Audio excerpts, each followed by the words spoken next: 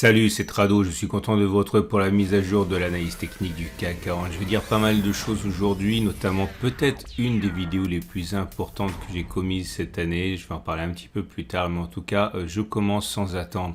On était bien parti, hein, c'est vraiment énervant parce que au meilleur de la séance, bien, tout simplement, on était à 2% au-dessus des plus bas. Donc, il y avait véritablement une volonté de progresser, hein, et on termine néanmoins en territoire négatif à 1,5%. La raison, eh bien, ce sont les statistiques d'inflation en Allemagne qui sont tombées 10,9% sur un an. On ne s'attendait pas à ça. On espérait même peut-être les signes d'un affaiblissement, hein, de l'inflation, c'est-à-dire toujours de l'inflation, mais à un rythme moins soutenu. Et au pire, le consensus disait, bon allez, 10%, 10,9%, on ne s'y attendait pas. Et comment voulez-vous, dans ces conditions, éloigner le spectre d'une augmentation des taux d'intérêt ? Il n'en a rien été et les espoirs ont été douchés et c'est même un miracle, hein, finalement, que l'on termine aussi bien, j'ai envie de dire, hein, puisqu'au pire de la séance, pour le coup, regardez, entre la clôture d'hier et les plus bas, on était à moins 2,4%. On termine quasiment un point mieux que ça, donc voilà, on va regarder le verre à moitié plein.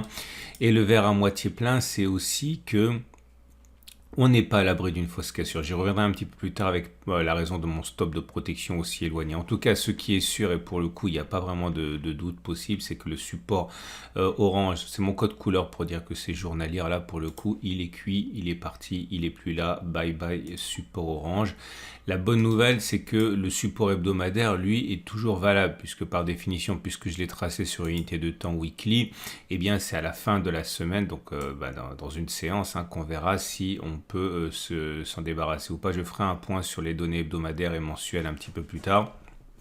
Mais voilà, ça va être une clôture très importante vendredi.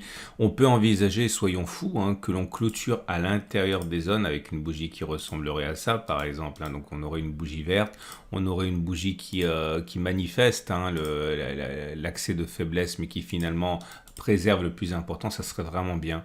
Okay. Par contre, si on clôture en dessous de ces deux zones de support hebdomadaire, là, on risque d'avoir une accélération baissière. Enfin, j'en sais rien, je ne suis pas dans le secret des dieux, mais je vous invite vraiment à regarder, justement, puisque j'en parle, le webinaire qu'on a animé, l'excellent Alexandre Baradez et moi-même, sur Jusqu'où la baisse. Et je vous parle, en fait, et Alexandre parle également de sa conviction pour la continuation de la crise, jusqu'où on va pouvoir baisser, etc. Bref, vous avez un lien en dessous de la vidéo, ne loupez pas ça. Alexandre prend vraiment tout son temps pour expliquer de manière circonstanciée ses convictions, hein. Donc regardez bien ça. Bref, vous l'aurez compris, ça pique un peu, c'est dangereux, ça sent pas très bon pour les supports, mais rien n'est joué tant que vendredi n'a pas été consommé, hein. Et donc à partir de là, le chandelier japonais du jour, forcément il est pas bon, hein, il est rouge, mais on clôture pas très loin de la moitié de la bougie, donc ça c'est également un élément favorable. Alors la bougie Akinashi, pour le coup, comme elle tient compte de la bougie précédente, elle est pas non plus complètement hideuse malgré les 1,5%, parce qu'elle n'est pas hideuse parce que vous avez une longue mèche basse. Vous voyez, la clôture se fait vraiment dans la moitié de la bougie. C'est pas horrible, mais pas de miracle au niveau du three line break. Comme vous pouvez le voir, on est toujours sur un régime de bougie rouge comme ça. C'est 1, 2, 3, 4. On avait testé la stratégie. On savait très bien qu'il y avait de fortes chances pour que ça baisse encore et encore après le premier bloc rouge. Donc on est dans le sens des statistiques, hein. Et ce qui nous amène donc aux éléments techniques. Alors les premiers éléments techniques, c'est que la moyenne mobile à 7 jours est descendante, on est en dessous de la tendance immédiate et les baissières. La tendance générale et les baissières. Regardez toujours, je suis désolé, je me répète, mais voilà, mesdames, messieurs, je vous présente le non-croisement baissier M7 M20. Voilà, c'est pour ça qu'il faut s'en méfier et c'est pour ça que, on assiste à quelque chose qui est assez mauvais, hein. Non, j'ai mis la moyenne mobile, elle est celle-là. Donc la moyenne mobile à 20 jours est descendante, la tendance de fond est baissière également, la tendance de long terme est baissière également. Les bandes de Bollinger sont préservées en ce sens qu'on ne clôture pas en dessous, on est toujours à l'intérieur. On a réintégré hier et on confirme qu'on est à l'intérieur. Maintenant, c'est vrai que c'est une confirmation à minima avec une baisse de 1,5%. J'espère vraiment que ça va tenir. Et le fait que l'on ait clôturé, je vais dire, aussi bien par rapport au pire de la séance, séance me fait penser qu'il y a vraiment des velléités haussières. Mais attention, quand je dis velléité haussière, je ne parle pas de fin de baisse, hein, je parle de rebond technique, hein, puisque c'est vraiment à ça que je pense pour l'instant. Et ce qui nous amène aux éléments Ishimoku. Et les éléments Ishimoku, bah là ça commence vraiment à dire, je vais être obligé de dire que c'est baissier maintenant la tendance de fond, hein, puisque j'avais expliqué on était déjà sous un nuage descendant, donc à ce niveau c'était tendance baissière, qu'il y avait une sorte de, on va dire, de dernier espoir, c'est que on préserve malgré la tendance baissière la chose la plus importante, à savoir ce canal, ce trading range ici. Et donc là, on peut plus se voiler la face, hein, c'est baissier. Alors, attention, c'est baissier, ça ne veut pas dire qu'on va plonger comme une balle, hein. Ça veut dire qu'on risque d'avoir un pullback et de plonger ensuite. Ça veut dire ça, tendance baissière. Il y a toujours il y a très souvent des pullbacks et des throwbacks, hein, mais il ne faudra pas se leurrer lorsqu'on aura un autre pullback, hein. Il est fort plausible pour que, comme son nom l'indique, hein, il s'agisse simplement d'un rebond avant une continuation de la baisse. Bon, tout ce que je dis, c'est statistique, hein. Faut pas prendre ça pour argent comptant, naturellement. Je ne sais pas du tout ce qui va se passer, personne ne le sait. Et avant de passer à quelque chose qui me tient à cœur, non, je vais le faire tout de suite parce que justement, ça me tient à cœur. Le message que j'ai reçu qui va se substituer au backtest, parce que j'ai plus rien à tester, hein. Tout ce que j'avais sous les yeux a été testé, vous le savez.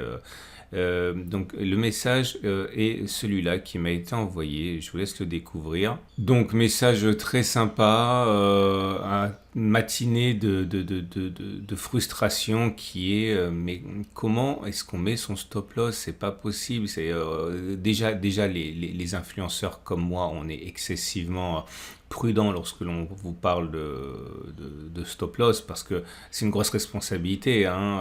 Le stop loss, c'est la frontière entre un trade gagnant et un trade perdant. Donc je vais vous dire quelque chose et ça va répondre indirectement à la question qui m'est posée ici, et j'espère que ça va vous aider. Mais pour justement vous mettre l'eau à la bouche par rapport à l'explication, je vais revenir sur ce stop loss très large que j'ai mis ici. Pourquoi est-ce que j'ai mis un stop loss très très large, et pourquoi est-ce que j'ai pas utilisé la terre comme je le fais constamment? Parce que j'avais la conviction que si on devait effectivement préserver le support et rebondir, on aurait à faire face à des attaques institutionnelles. Je ne parle pas de votre broker, il faut arrêter de voir la plupart des brokers comme des escrocs. Il y en a qui sont absolument infâmes, mais lorsqu'on parle des 3, 4, 5 gros brokers, ils ne vont pas s'amuser à chasser vos stops, hein. Ça serait, encore une fois, je l'ai déjà dit, suicidaire avec le contexte juridique, administratif. Par contre, je ne parle pas des brokers véreux, hein, je parle des vrais bons brokers. Par contre, ce qui est vrai, c'est que les institutionnels, eux, je parle des banques, des fonds, des hedge funds, chassent les stops. Ok, c'est pas non plus une honte de le dire, on le sait bien, ils ont besoin de contrats, d'actions, de liquidités pour rentrer en position. Ils peuvent pas acheter au fur et à mesure, j'en ai parlé déjà. Mais donc ils vont avoir tendance à faire sauter les stops pour aller justement éventuellement, hein, à remonter les mains pleines et les escarcelles pleines d'actions, d'options, de contrats, ce que vous voulez, pour aller viser des objectifs haussiers. Comment on se protège de ça? Première solution, eh bien, si on fait du trading systématique, comme je le fais moi, on utilise l'ATR, j'y reviendrai un petit peu plus tard. Autre solution, si on fait du trading discrétionnaire, comme moi aussi, puisque je fais les deux, eh bien, on se dit, voilà, il va y avoir une attaque baissière. Jusqu'où est-ce que c'est une attaque baissière et à partir de quand c'est un effondrement? Bah, j'ai dit, allez, ici, 55-66, à peu près, on devrait être tranquille. Si on casse ça, c'est que, normalement, c'est nos limites derrière. Pourquoi pas combler ce gap-là qui m'a été mentionné, que j'avais oublié de mentionner moi-même ici, qui correspond à quelque chose ici qui n'a pas été comblé. Et si on va combler ce gap, à mon avis, on va chercher direct l'autre support hebdomadaire. Bref, c'est de l'escalade, hein. C'est des effets en cascade, pardon. Et tant qu'on ne va pas là, on peut envisager effectivement, hein, qu'on ait droit à notre rebond technique avant éventuellement après de replonger. Donc voilà pourquoi. Maintenant, si on veut utiliser l'ATR, je vous montre ce qui s'est passé sur les données 4 heures. Donc ça, c'est ma matrice, hein, celle que je vous propose tous les jours. Alors je vous explique parce que c'est vrai qu'il y a toujours des nouveaux. Donc j'avais mis une flèche ici vers le haut pour dire que c'était ma zone de support sur laquelle on pouvait acheter. Et ça, c'est ma prochaine zone de vente. C'est bleu parce que dans mon code couleur, justement, c'est une zone 4 heures. C'est pour ça. Donc, on retrouve ici. Et donc, toujours en tête le message que j'ai reçu. Vous voyez que pour l'instant, ça se passe trop mal. On a rebondi. Mais on l'a bien enfoncé quand même, cette zone. Et ça m'amène donc au positionnement du stop de protection. Ça, stop de protection dont j'ai parlé tout à l'heure, on va dire complètement discrétionnaire. Là, imaginons, donc cette zone est comprise entre 56,65 et 56,50. Imagine qu'on coupe la poire en deux, on soit rentré à 56,60. Allez, 56,55 pour être au milieu. 56,55. Si j'utilise la terre 56,55, que j'enlève la valeur d'un ATR au moment où j'achète. La terre, au moment où j'ai acheté, imaginons que j'ai acheté ici, 56,55 avec un ATR qui était donc égal au moment où j'ai acheté. Alors du coup, il faut que je remette, désolé, c'est un peu brouillon. 56,55, l'ATR au moment où j'ai acheté était à 42,95, on va dire 43. Donc je prends 56,55, j'enlève 43, ça me donne un stop de protection à 56,12. 56,12, ça veut dire que mon stop de protection, il était précisément, on va faire les choses bien, 56,12 là. Ok, vous voyez bien qu'il n'a pas été touché. Alors, comment mettre le stop loss? On me demande. En fait, si vous ne savez pas où le mettre, utilisez l'ATR. Alors, ce qui est enrageant, c'est que vous allez vous dire, je mets un ATR. Parfois, je vais vous dire que je mets deux ATR. On peut prendre aussi 1,5 ou 3 ATR. C'est pas la question. Mais il n'y a pas de recette miracle. C'est surtout ça qu'il faut comprendre. C'est que, voilà, vous pouvez vous dire, comme c'est très volatile, je ne vais pas mettre un ATR, je vais mettre deux ATR. Le problème, c'est que c'est pas neutre. C'est que si vous prenez un stop de protection à un ATR, eh bien, il faut viser au moins 0,75% vers le haut pour que vous gagnez autant quand vous avez raison que vous perdez quand vous avez tort. Si vous prenez deux ATR, donc le double, eh bien, il faudra viser au moins 2 fois ça pour que ce soit rentable. Mais il n'y a pas de solution miracle. Maintenant, je pense que le gros problème auquel sont confrontés ceux qui cherchent leur méthode, c'est qu'ils cherchent quelque chose qui fonctionne tout le temps. Mais je vais prendre le temps, puisque ça se substitue au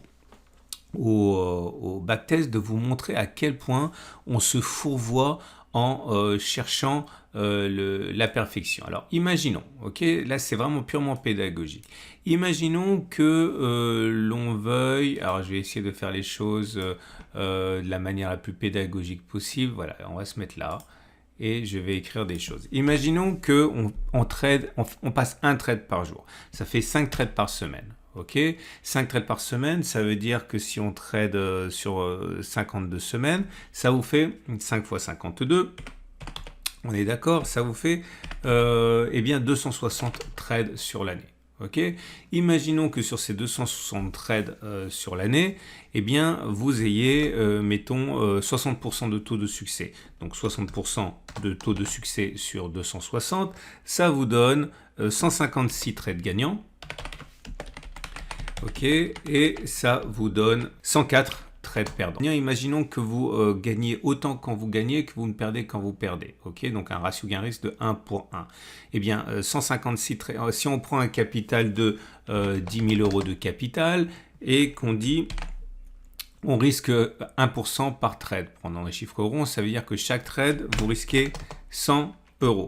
Donc, ça veut dire que vous allez gagner 156 fois 100 euros, donc 15 600, pardon, et vous allez perdre 104 fois 100 euros, moins 104, 10 400. Ça veut dire que globalement, vous allez donc gagner 5200. 5200 sur un capital de 10 000, ça veut dire que sur l'année, vous allez faire 52%. C'est colossal. 52% sur... ça sera, c'est pas aussi simple que ça parce qu'il y a des frais, etc., etc. Mais c'est simplement pour comprendre à quel point c'est énorme. Donc, si vous gagnez 10 000 multiplié par 52%, au bout d'un an, vous avez 15 200. Au bout de 2 ans, vous avez 23, 4, 5, 6, 7, 8, 9, 10. Voilà. Au bout de 10 ans, vous avez transformé 10 000 en 658 000 à ce rythme-là. Évidemment, c'est pas aussi simple que ça. Mais ce que je veux comprendre, c'est que tout ça, ça vient d'un taux de réussite de 60%. Ok ? Donc, vous devez vraiment comprendre que aller chercher des performances avec simplement 60% de réussite, c'est déjà colossal. Maintenant, imaginons que vous cherchiez du 50%. de taux de succès, mais que vous gagnez 1,1 fois plus que ce que vous perdez. Donc ça veut dire que vous avez exactement alors j'enlève tout ce que j'ai dit, voilà, comme ça. Donc vous avez un taux de réussite de 50%, vous risquez 100 € par trade et vous gagnez 1,1 quand vous avez raison. Donc ça veut dire que vous avez sur 260 trades, 130 trades gagnants, vous allez gagner 110 et vous allez avoir 100 trades perdants, vous allez perdre uniquement 100. Autrement dit, vous avez un ratio gain-risque de 1,1. Et là, vous arrivez à quoi? Vous arrivez d'un côté à 130 x 110, ça fait 14 300 et vous allez perdre 130 x 100, 13 000. Ça vous fait un taux, ça vous fait 13 000, enfin 1300. 1300, après ça dépend combien vous misez, mais si vous prenez 1% de votre capital en risque, ça vous fait 1300. Ok, 1300 par rapport à 10 000 de capital initial, ça vous fait du 13%. Ok, 13%, là aussi, on dirait pas comme ça, mais c'est énorme parce que ça, c'est quelles que soient les conditions de marché. Donc, quand le CAC 40 prend 10%, vous faites du 13%. Quand le CAC 40, comme actuellement, perd 20%, vous faites quand même du 13%. À travers ces exemples, je veux simplement vous montrer qu'on peut avoir des résultats impressionnants avec des taux de réussite faibles, 50% ou 60%, et vous ne devez pas essayer d'être obsédé par le positionnement parfait de votre stop de protection parce que vous cherchez quelque chose qui n'existe pas en trading, à savoir la perfection. Ok, donc voilà, contentez-vous de tester des stratégies, mettez un stop loss à 1 ATR ou 2 ATR, continuez à acheter avec des stratégies qui ont été backtestées et vous pouvez espérer effectivement avoir des résultats très impressionnants qui ne relèvent pas de la divination ni de l'incantation. Et bon, j'espère que j'ai fait avec vous là le point sur où mettre son stop de protection et surtout à quoi s'attendre quand on trade sans être complètement farfelu dans ses exigences. Alors je vous rappelle également que vous avez ici dans mes podcasts autant de personnes, de traders, d'analystes que j'affectionne, que je respecte, qui sont mes pairs et dont j'ai probablement appris de chacun quelque chose. Eux vous donnent leur façon de mettre leur stop de protection. Donc si ça peut vous aider, sur ma chaîne de podcast, Trader Trading Academy, c'est un podcast que vous retrouvez sur Spotify, sur Apple, sur Google Podcast, etc. Voilà, les stops de protection, j'ai envie de dire, il y a la base et puis après il y a ce que fait chacun. Et donc vous aurez la possibilité de voir ce que disent mes invités. Alors vous reconnaissez bien sûr les visages, mais bon, faites l'effort d'aller écouter ces podcasts. Vous pouvez les faire pendant votre sport, pendant que vous conduisez dans les transports en commun. Il n'y a pas de graphe, ce sont des podcasts. Donc vous pourrez éventuellement apprendre beaucoup de ces podcasts sur la façon de positionner vos stops de protection. Tout ça, c'est gratuit naturellement. Lien en dessous de la vidéo du coup. Donc on termine avec les trades du jour. Alors que peut-on faire? Eh bien c'est simple.